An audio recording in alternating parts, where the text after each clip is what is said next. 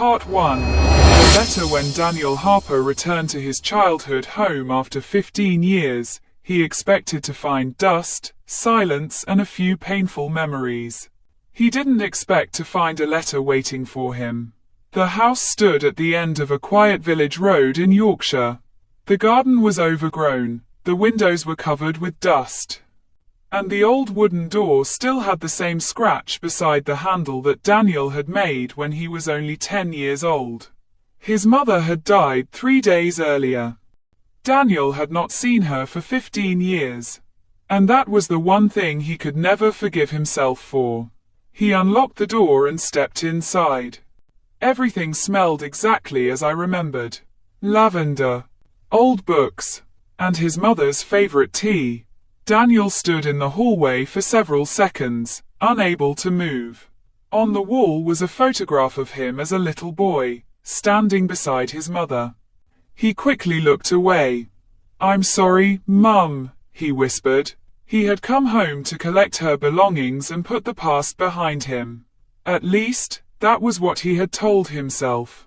That evening, while searching through an old cupboard, Daniel found a small wooden box. His name was written on it. Daniel, OPEN, only when you are ready to know the truth. His hands began to shake. Inside was an envelope. On the front, in his mother's handwriting, were 5 words, "My son, please forgive me." Daniel sat on the floor. For 15 years, he believed his mother had betrayed him. He had believed she had chosen another man over herself. He believed that his father had disappeared. But now, for the first time, he wondered whether everything he believed was a lie.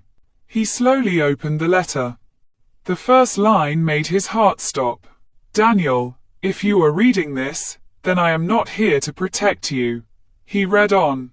"There is something about your father's disappearance that I never told you."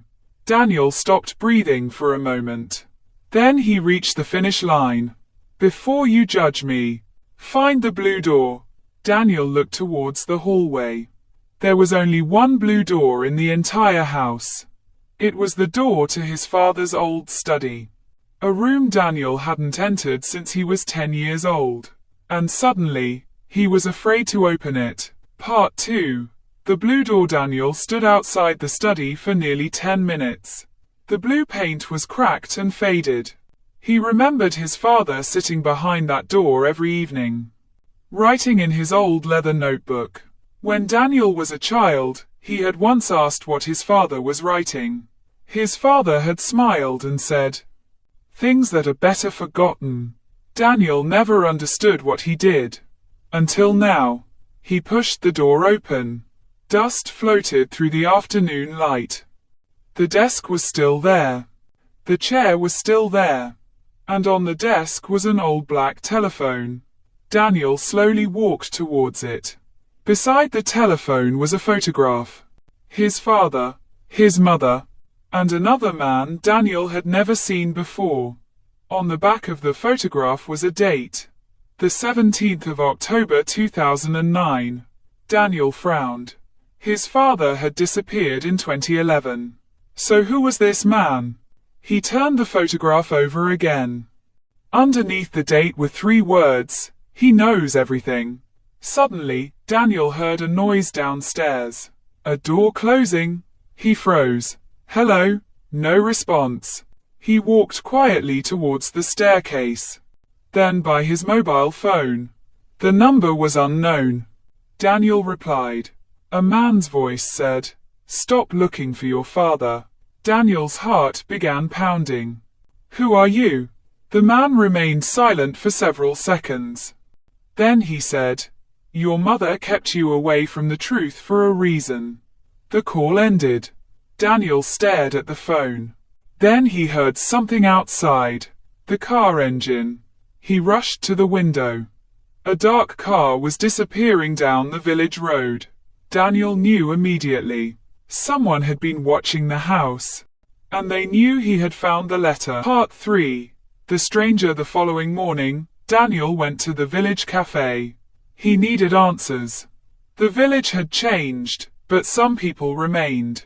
One of them was Mrs. Collins, the elderly woman who had lived next door to his family for more than 40 years. When Daniel mentioned his father's name, her face changed. "You should leave this alone," she said. "Why?" She looked towards the cafe window. Then she lowered her voice. "Because your father didn't simply disappear." Daniel leaned forward. "What happened?" Mrs. Collins took a deep breath. "Your father discovered something." "What?" "I don't know." She paused. "But I remember the night he left." Daniel's eyes widened. "You saw him?" "Yes." "What did he say?" Mrs. Collins looked directly into his eyes. "He told me to tell your mother he was sorry." Daniel felt a cold sensation run through his body. "Did he say where he was going?" "No." She hesitated. "Actually, there was one thing." "What?" "He asked me to look after you." Daniel stared at her. "Why would he ask you that?" Before she could answer, the cafe door opened. A tall man walked inside. Grey coat, black hat. Daniel recognized him immediately. He was the man from the photograph. The stranger walked towards their table. He looked at Daniel. Then he placed an old envelope in front of him. "Your father wanted you to have this." Daniel's voice trembled. "Who are you?" The man looked at him sadly. "My name is Thomas Reed." Then he said something Daniel never expected. "I was your father's best friend." Part 4. The photograph. Thomas told Daniel that his father had been investigating a financial scheme involving several powerful businessmen. He had discovered that the money was stolen from a charity. But the deeper he investigated, the more dangerous it became. Daniel asked why his father had never told him. Thomas looked down. "Because you were a kid, and my mother, she knew." Daniel stood up angrily. "She knew?" Thomas nodded. "She was trying to protect you." Daniel couldn't believe it. For 15 years, he hated his mother. And now he was beginning to wonder whether she had sacrificed everything to keep him safe. Thomas handed him another envelope. Inside was a photograph of Daniel as a little boy. On the back was a message. "If anything happens to me, keep Daniel away from Richard." Daniel looked at Thomas. "Who's Richard?" Thomas didn't answer. "Instead," he said, "you already know him." Daniel's face turned pale. The man from the photograph. The man he had never recognized. Thomas pointed towards the photograph. "That's Richard Hale." Daniel stared at the face. Then suddenly he remembered something. A childhood memory. A man visiting their house. A man who always brought expensive gifts. A man his father never trusted. Daniel whispered, "Richard Hale." Thomas nodded. "He is the reason your father disappeared." Part 5. The hidden room. That night Daniel returned home. He searched his father's study from top to bottom. Books, drawers, old paper, nothing. Then he remembered something his father used to say. "Every house has a secret. You just have to know where to look." Daniel examined the walls. Behind the old bookshelf, he discovered a small gap. He pushed the shelf aside. There was a hidden door. Inside was a tiny room. And in that room were dozens of documents. Bank statements, photographs, names, dates, and recordings. Daniel found an old tape recorder. He pressed play. His father's voice filled the room. "If you're listening to this, Daniel, then I'm probably gone." Daniel's eyes filled with tears. His father's voice continued. "I need you to understand something. I didn't leave because I didn't love you." Daniel covered his mouth. "I left because someone threatened to hurt you." The recording continued. "Your mother knows the truth. She will never tell you unless she believes you are ready."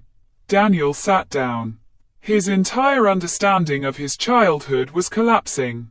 Then his father's final words played. "Daniel, if you ever find this recording, Trust Thomas. The tape stopped, but there was one more document. They charged tickets, dated 15 years earlier, and on it was a destination.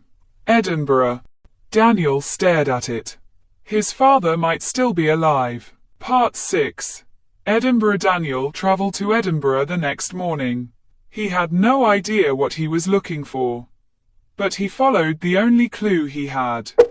The address written on the back of the train ticket led him to a small bookshop. An elderly woman opened the door. When Daniel showed her the photograph of her father, she immediately recognized him. He came here many years ago. Daniel's heart raced. Is she alive? The woman looked at him. I don't know. Then she disappeared into the back room. She returned carrying a small wooden box. This was left for you. Daniel opened it. Inside was a watch. His father's watch. And another letter. Daniel unfolded it. My dear Daniel, if you've come this far, then you finally learned that I never abandoned you. Daniel's eyes filled with tears. But there was something else. A lease. A small cottage in the Scottish Highlands. Daniel knew he had to go. Part 7. The cottage stood alone beside the lake. Daniel knocked. No response. He entered cautiously. There was a fire burning in the fireplace. Someone had been there recently. On the table was a cup of tea. Still warm. Daniel walked into the next room. And stopped.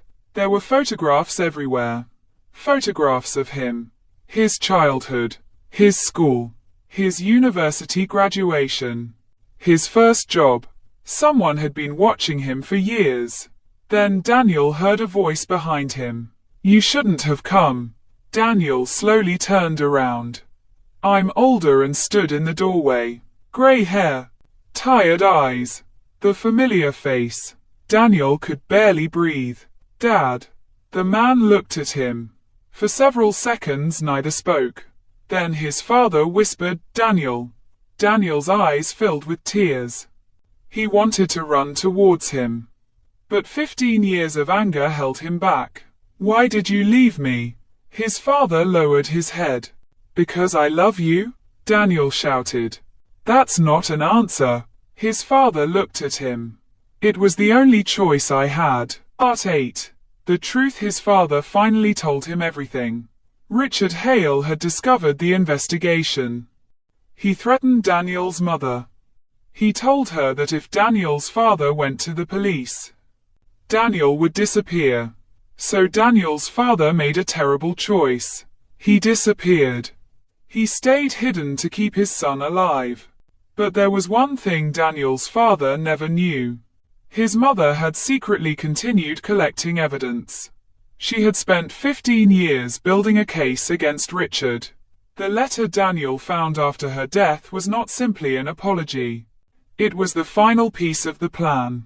Daniel asked, why didn't she tell me? His father looked at him sadly. Because she knew you would come looking for me. Daniel understood. His mother had waited until she knew he was strong enough. Then his father gave him a folder. Inside was enough evidence to destroy Richard Hale. But there was one problem. Richard knew they had found it. Part 9. The chase. That evening, the cottage lights suddenly went out. Daniel heard footsteps outside. His father grabbed his arm. Stay back. A car parked outside. Then another. They had been followed. Daniel and his father escaped through the back of the cottage. They ran through the darkness towards the lake. Behind them, I shouted. For the first time in 15 years. Father and son were running together. But this time, they were running towards freedom. They reached an old farmhouse where Thomas was waiting. He had contacted the police. Daniel handed him the evidence. Thomas looked through the documents. We finally have him. But Daniel's father shook his head. No. Everyone looked at him. He won't stop. Then his phone money. Richard Hale was calling. Daniel replied. Richard's voice was calm. You've made a terrible mistake. Daniel replied, No. My mother made sure we finally told the truth. There was silence. Then Richard said, Your mother knows more than you think. The call ended. Daniel looked at his father. What did he mean? His father went pale. There is one more secret. Part 10. His mother's secret. Daniel discovered that his mother had once worked for Richard. Not willingly.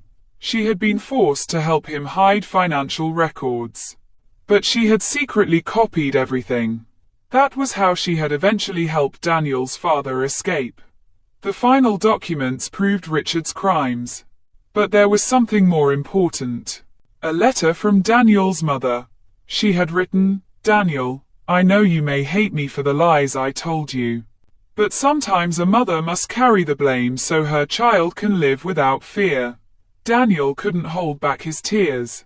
For 15 years, he believed his mother had abandoned him. Now he realized she had spent 15 years protecting him. His father placed a hand on his shoulder. She loved you every single day. Daniel looked at him. And you? His father smiled through tears. Never stopped. The police arrived shortly afterwards. Richard Hale was arrested. But the story wasn't over. Because Daniel still had one final letter to open. Part 11. The last letter. The final letter had been sealed separately. Daniel opened it alone. His mother's handwriting was shaky. My darling Daniel, if you are reading this, then you have found your father. I know you spent many years believing I didn't love you. I'm sorry, but I would rather have you hate me and live, than love me and die. Daniel stopped reading. Tears rolled down her face. Then came the final paragraph. There's only one thing I want from you. Don't spend the rest of your life looking backwards. Forgive your father. Forgive me. And most importantly, forgive yourself. Daniel folded the letter against his chest.